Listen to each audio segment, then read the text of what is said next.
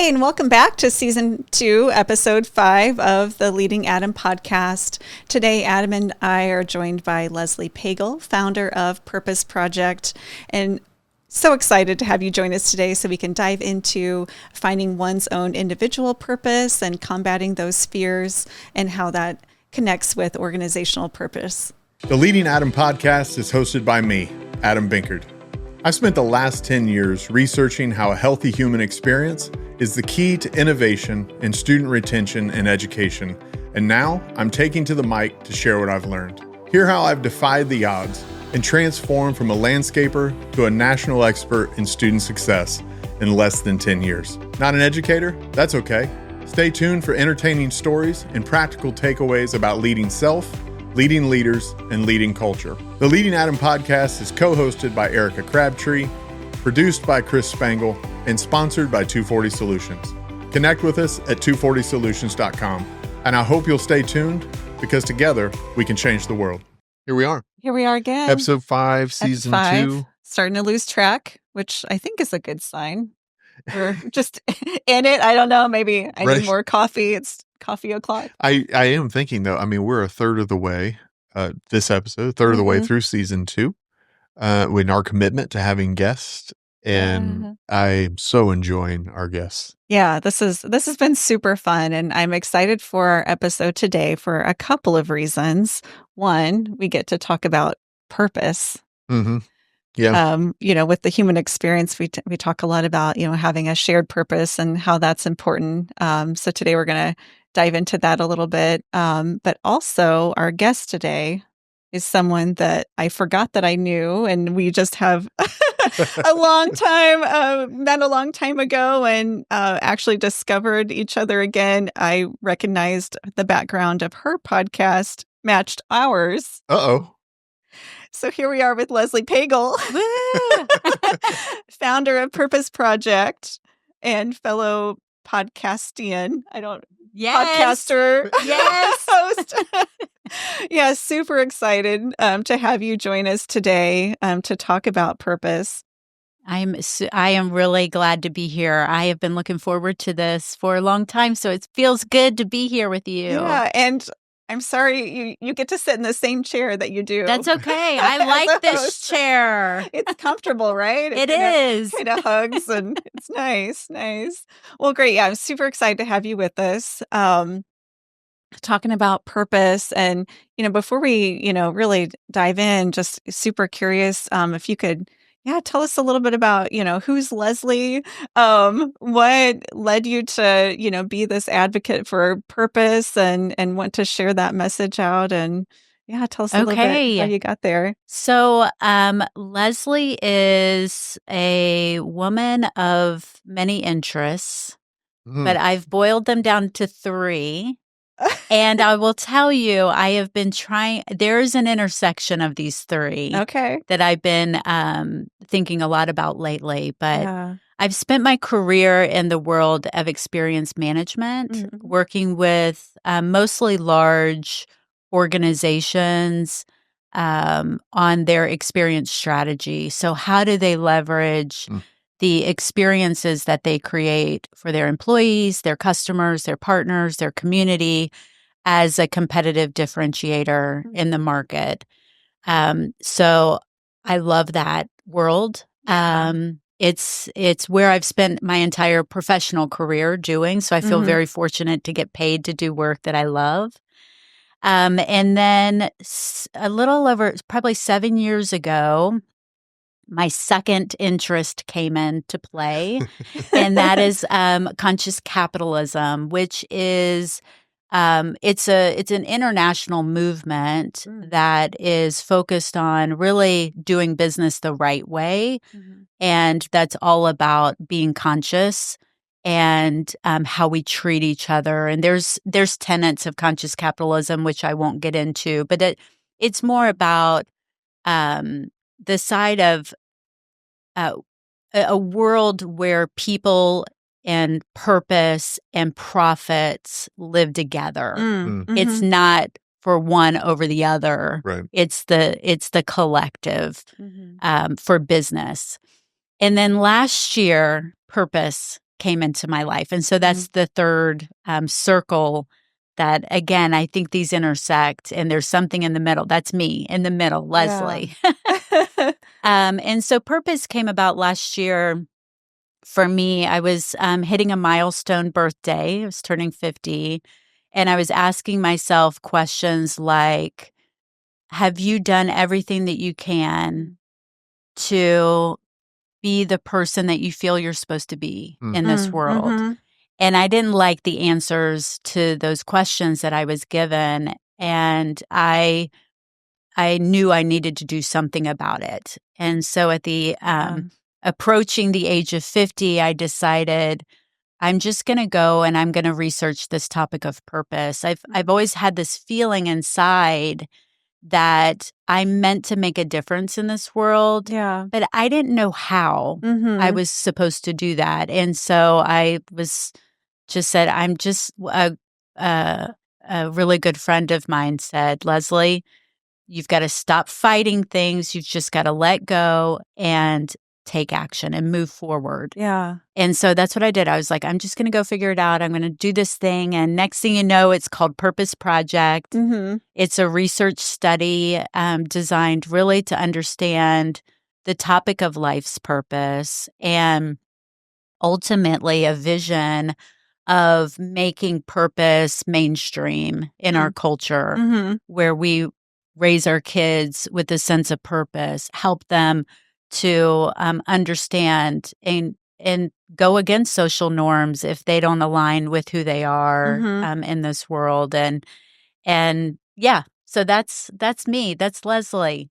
Yeah, I hear so much connection there because you talk about, within organizations that you've worked for, very kind of a practical, everyone we have to have jobs. So what you've chosen to do with your career is you create these wonderful experiences, within organizations for teams and for um, people that work within those, and then extend that out to the customers. Yes. And then you've got the conscious capitalism with that also involves people and purpose. And then I hear more finding your purpose, but also through the connection of people and understanding purpose and how we all can operate with this sense of purpose. So yeah, you're very relational, very purpose driven. And I assume, have you always been like that through your life? Have you always had a sense of knowing what your purpose is, or is that part of your journey over this last year trying to figure that out? It is definitely more of my journey. And I would say I've always had this feeling inside that I'm supposed to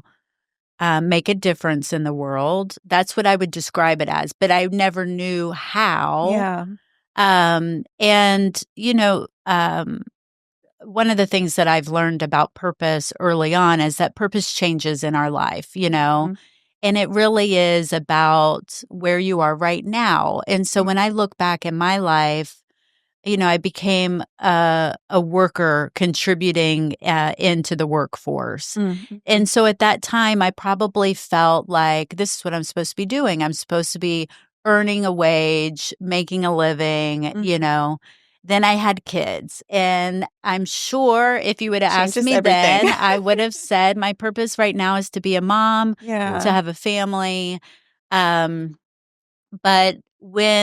But I was not intentionally looking at myself in those moments and saying, what am I meant to do? Yeah. And so last year, that's when I really started saying, I'm going to prioritize listening inside of me and hearing what is there and then doing something about it. So it's been an evolution, I guess.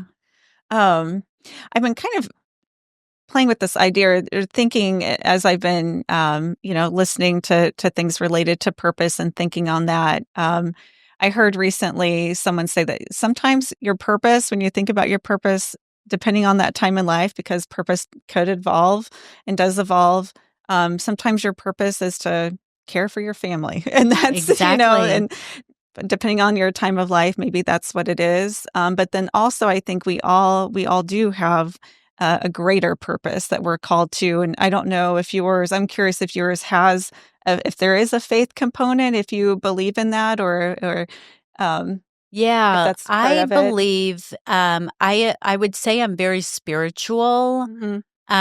I believe, for me, I call it the universe. Like I I have conversations with the universe, I guess. And when I meditate and things like that, like Yeah. that's what I connect into The for greater. me. Mhm. Yeah. Yeah, so I feel like there's sort of a macro purpose that we have that's Uh-huh. aspirational, and it's that loftier thing that's like, I want to change the world through this, Mhm. and that gift that maybe we've even had since we were kids.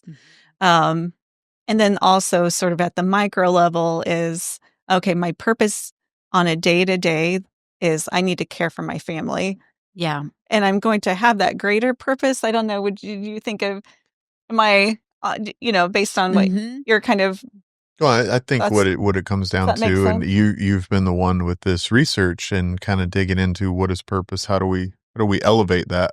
But I think it has to be that way, Mm, practically speaking, right? We can get lost in the macro of, you know, I start to maybe process it and go, I'm not making a difference. mm, Instead of looking at and saying, you know what, being there for that conversation, being fully present for that conversation, acknowledging the clerk at the gas station by name. mhm, Like all of these are micro purposes, mm, seeing people and allowing that to say the evidence of my life will stack up to move the needle mhm, in the macro. mhm.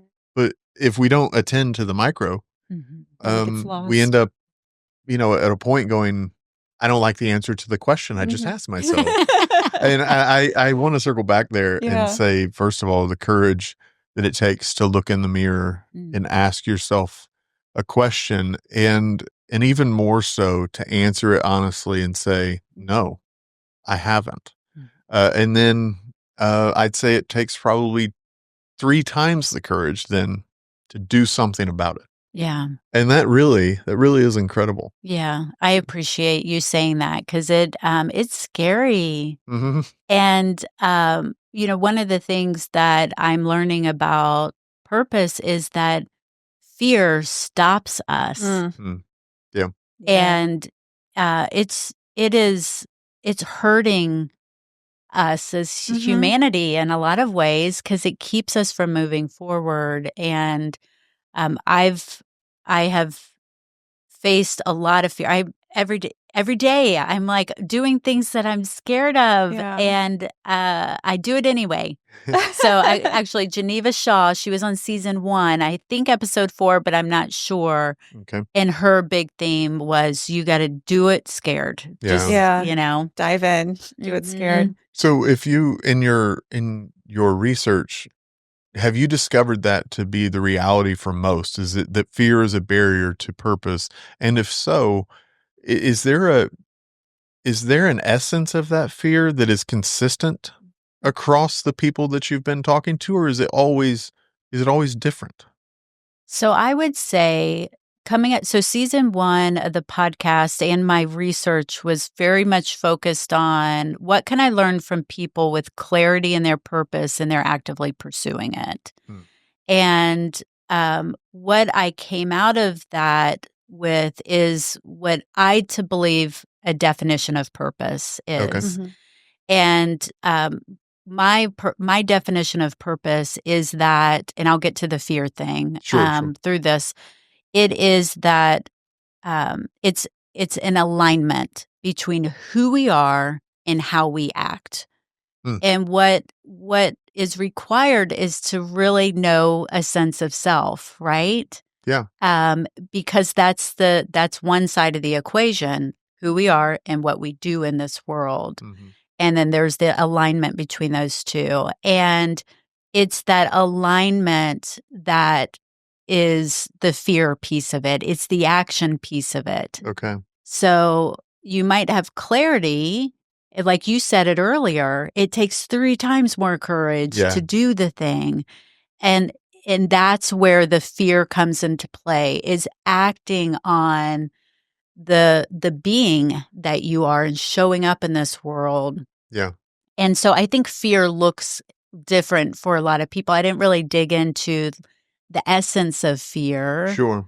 But I will tell you, like, social conditioning came up a lot, like the shoulds, this is what I should do, this is what I Yeah. should be, and pushing back against that Mm-hmm. because of my being, because Right. my being is telling me that this is what I should do, not what society is saying.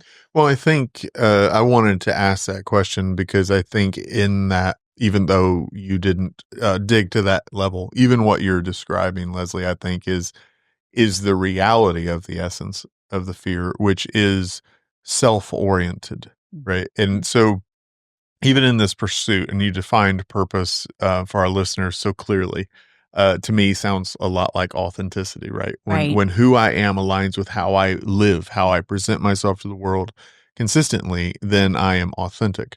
And that being purpose, well, the acting on it ignites insecurity in me.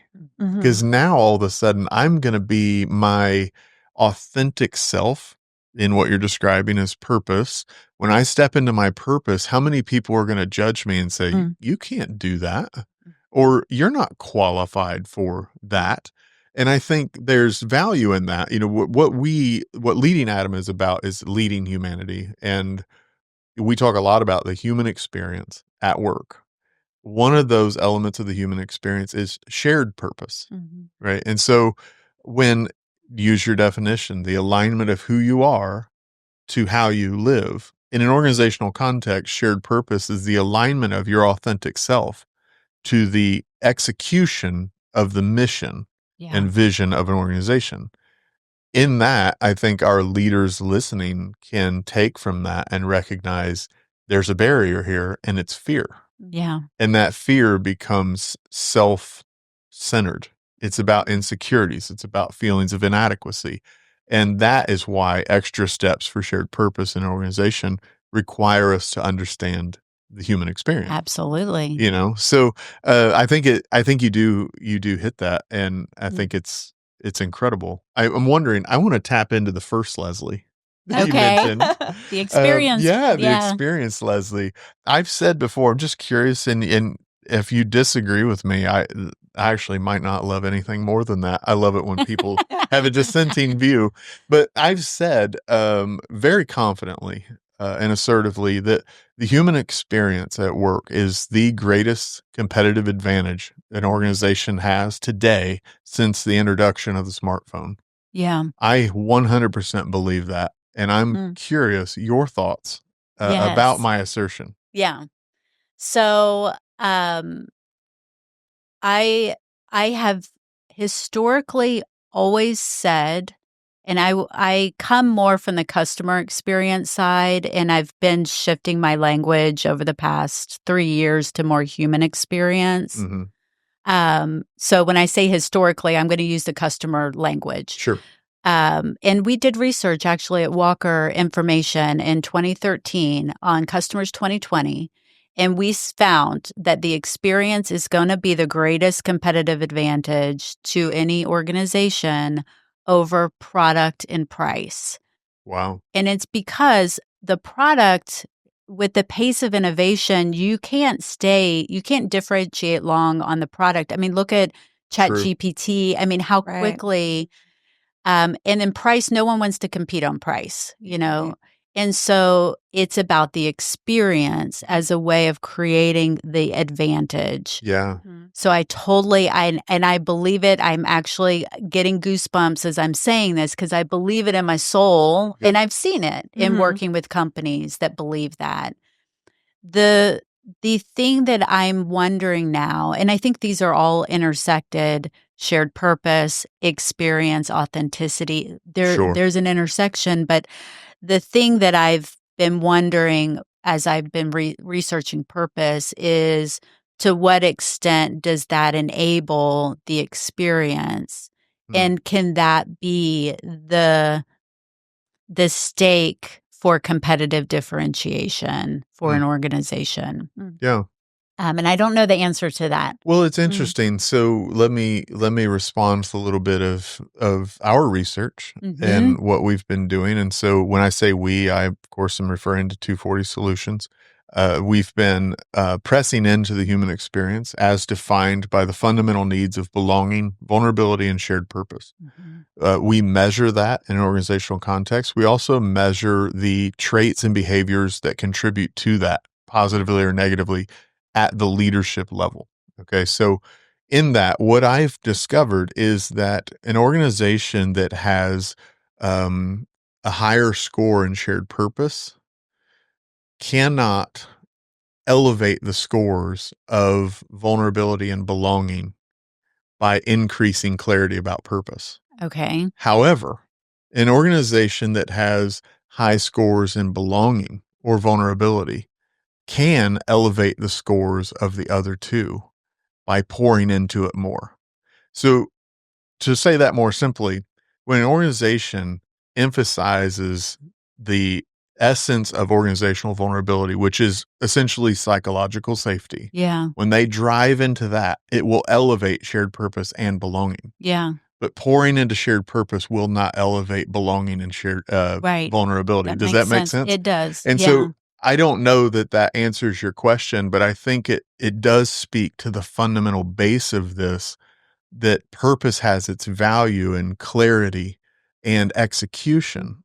But if I don't feel a part of that community and I don't feel safe there to contribute to it, Yeah. then I'm probably going to leave the best of me Exactly. somewhere other than the office, Yeah. right? Yeah. So I don't know, what are your thoughts? Well, my initial what came into my mind as you were describing that is this definition of purpose, and I do think so. Season 2, coming out probably in March, Mhm. is about how purpose shows up in the workplace, and I have a hypothesis Mm. that this definition of individual purpose applies in business too. And because business has a purpose, a business exists for a reason, Mhm. and that's the business's purpose. And so I believe this definition of clarity in my purpose Mhm. and the alignment with how I act is the is kind of living out your purpose. Sure. And that alignment piece gets to belonging and vulnerability. Like that's how you Mhm. um, that's the environment that you create in order for people to live out their purpose. So Right. I see it as Yeah. all connected together. Mhm.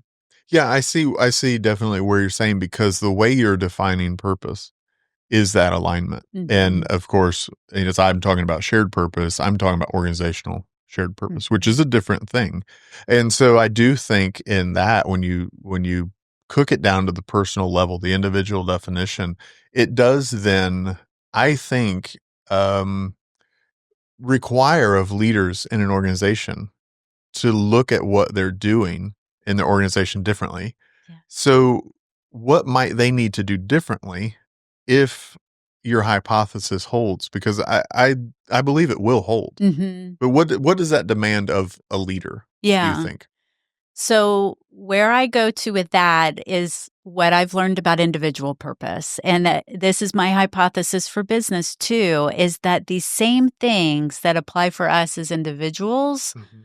apply in business. And um, so I've shared the definition of purpose.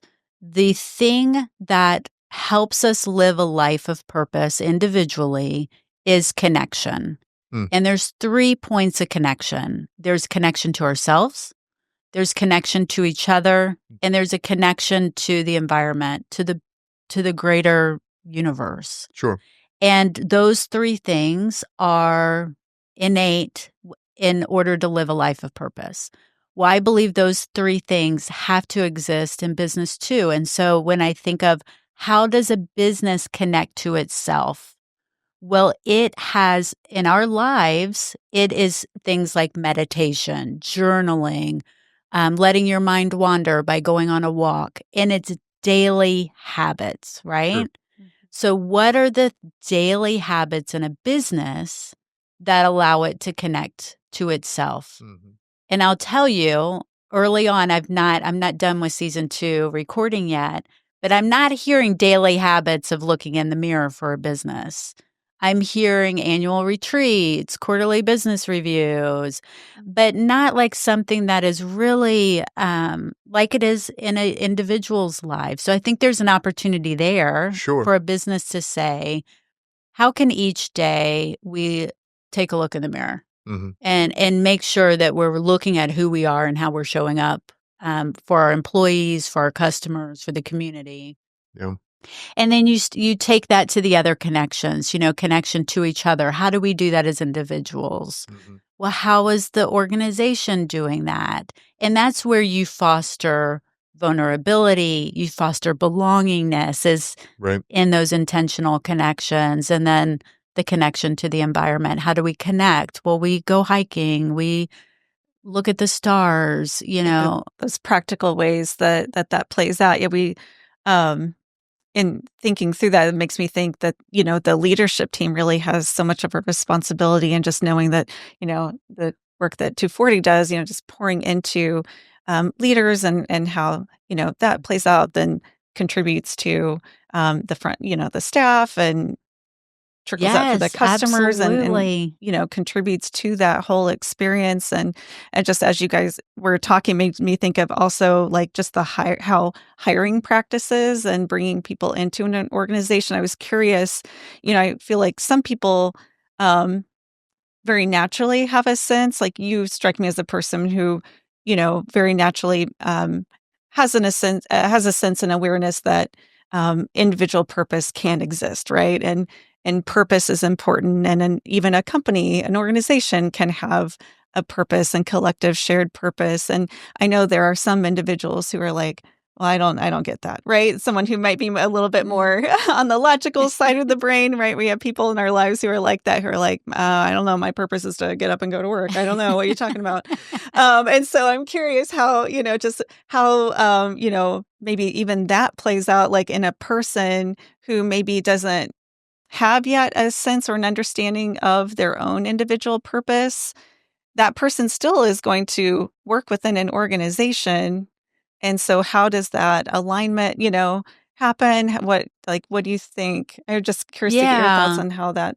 Well, I would say a parallel to purpose is passion. Mhm. Now, what what what I believe is that people live out their purpose through the things that they're passionate about, Mhm. as opposed to that being their purpose. But, I do think that there are things, if I'm a manager and I've got a team of people and I'm trying to get the most out of the team, Mhm.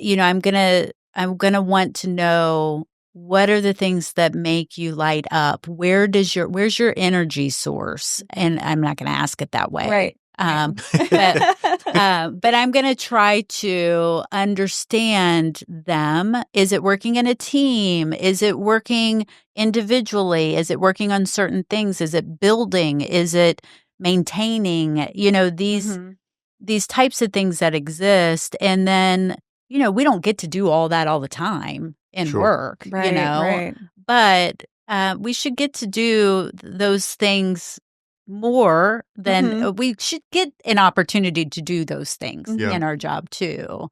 And so looking at ways of creating a space that allows people that understands them individually, and then creates a space that allows them to be that and do that in the workplace, because we ultimately rise. I believe purpose, whether it's for a business or for an individual, is an energy source. Like, people light up Mhm. True. when they're connected to their purpose, and they pour all of it in. Maybe too much for some people. They need a little more balance. But so trying to find that in Yeah, team as a members, motivator. and collectively as a team too, you can do that. Mhm. Mhm. I've said for a while now that if you were to cook down what I get to do professionally and help people see is ultimately the human experience is trying to answer the question, do I matter? Mhm.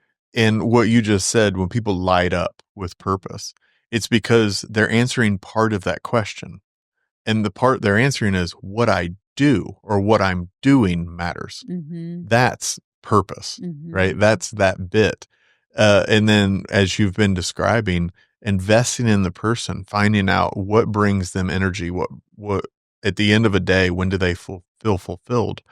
My obligation as a leader, investing in those points at every opportunity, then helps them answer the other side of that question, that I matter. Yeah. Right? I matter. Exactly. And what I do matters. And if we can get an organization to understand that your primary role as a leader is to help your team answer those two questions, it really simplifies the priorities of leadership. Yeah.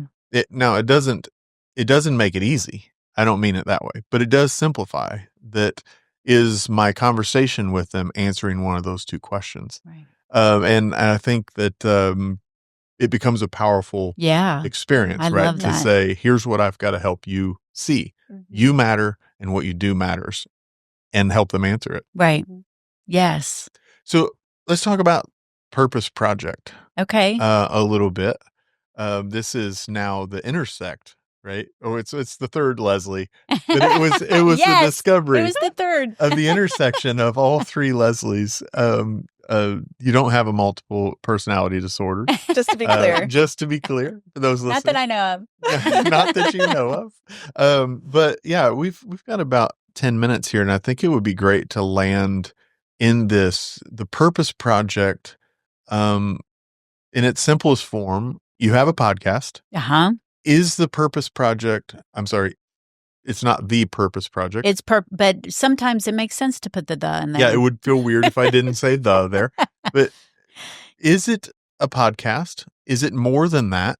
Where is it going? And what do you vision for Purpose Project? Okay. It is definitely more than a podcast. I would say right now it is a vision. And it's a big, scary vision. But I'm going to I really only share my vision with the people closest to me. But hey, we've gotten close. So here it is. Here we are. And here we are. We are very close on these couches. And I already alluded to it earlier in the intro, but the vision is really a world in which purpose is mainstream. Mm-hmm. And I think about Barstool Sports. I don't know if you're familiar with them, but they have they've become wildly popular at making fun profitable, basically.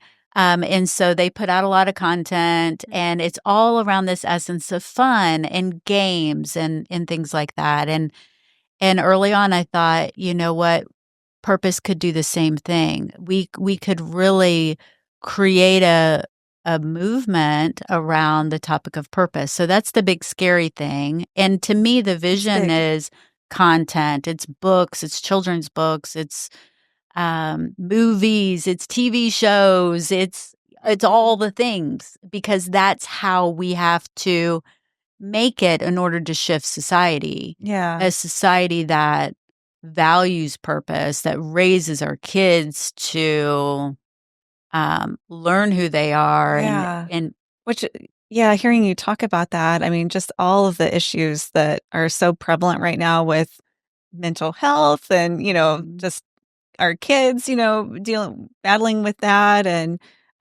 having, if every human being, child, adult, teenager, whatnot, everybody knew their purpose and understood that they matter and what that is, oh my gosh, we'd be in a whole different place. Yeah. We would be more accepting of each other. We wouldn't be as like people hold back for fear of judgment. But if we're all living a purpose, then we all want that for each other, right? We want you to live in purpose. Yeah. So that's the big, and I don't know that I'll see that in my lifetime, but that's what I want to contribute to. Yeah.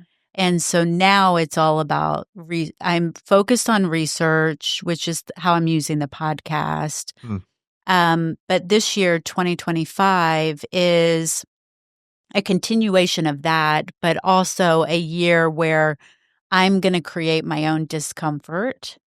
And I'm going to start really toying with the other side of purpose, not just studying it, but helping people. And so I'm not sure when this will air, but in the month of March, I'm hosting a 15-minute mindfulness morning session at 6 a.m. for 15 minutes where people can hop on and we'll talk about different topics and we'll use different techniques like meditation, journaling, movement, connecting to the environment, Reiki, hypnosis, like all the things just to help people get introduced or to connect with each other. So that's what's on the horizon, the short-term horizon.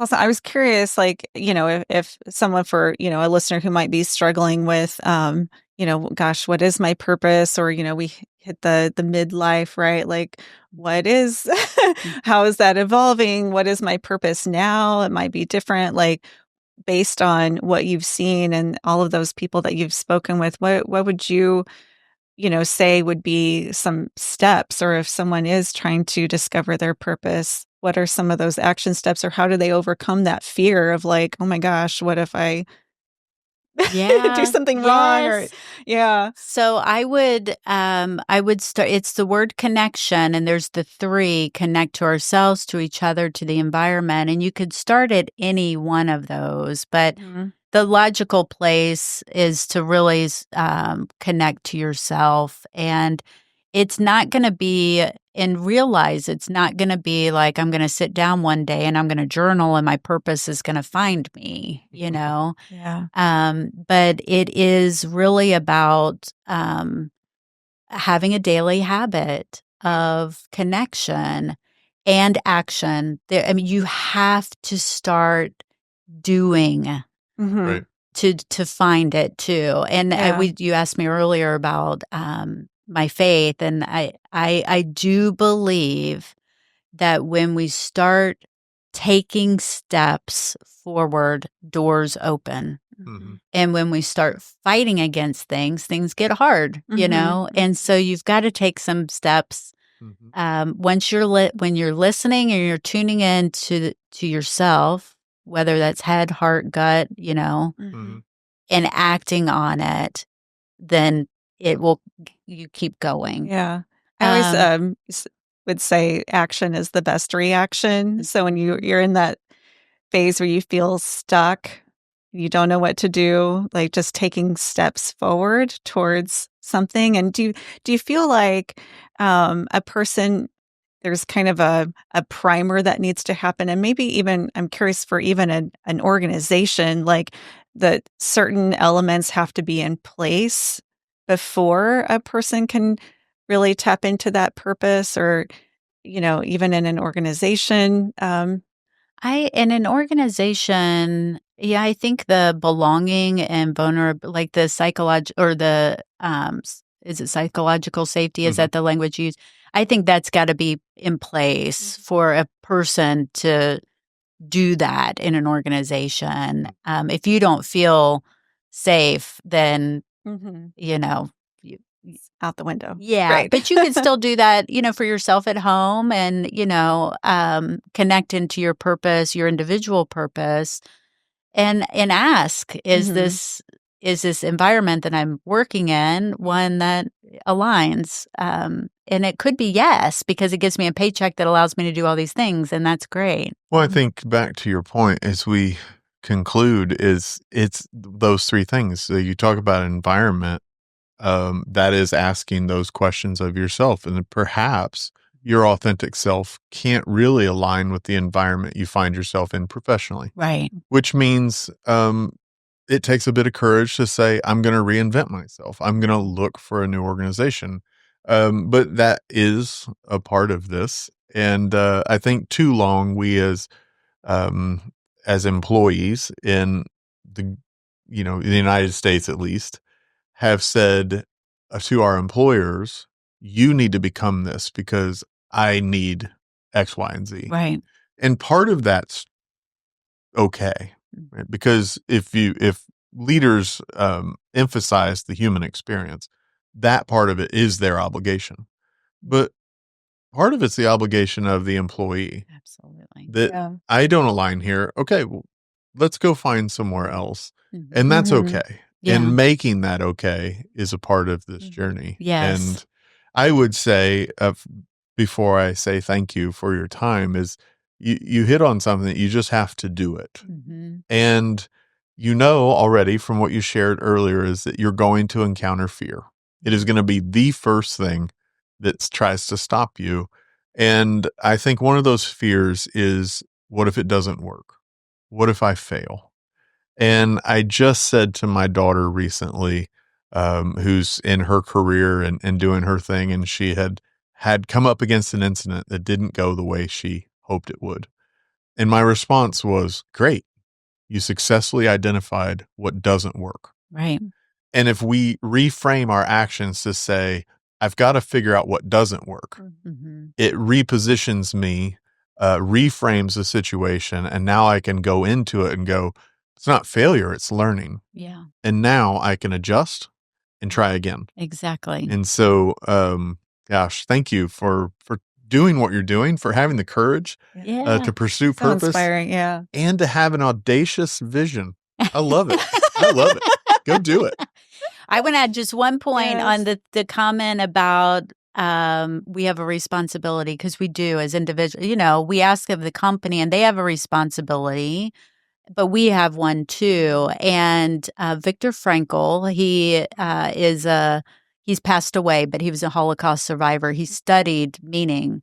And one of the things he talks about is how freedom and responsibility are sisters of each other. One of my favorite quotes. Oh, I love So we have a responsibility, but on the other side of that is freedom. that. Mm-hmm. And if we want to feel free, we have to have responsibility. Yes. So it's a good thing, Anyway, just wanted to add So that. good. Thank you for bringing that up. Yeah. Let's end on that.